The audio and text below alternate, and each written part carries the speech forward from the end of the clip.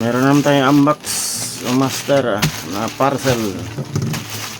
Kung yung nakaraang video ay nag-unbox tayo ng dolly beam mesh at saka safety breaker at yung active balancer. So ito naman ngayon mga master, gagamitin natin to kapag install ng battery na ito na 24 volts 102 EH dun sa isang solar setup na nagpa-build sa akin ito, yung may-ari na ang solar setup.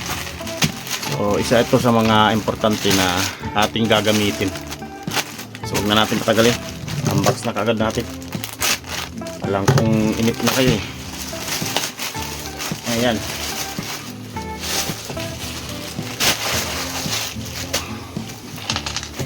Ayan. Sa mga naghahanap ng legit brand new na battery, ayan, PM lang kayo mga master, marami tayong stock na LD Green battery.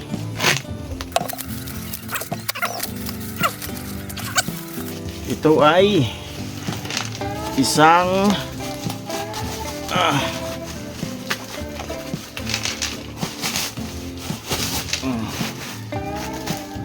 ito ay isang NCB box. Ayan. Okay, 12 way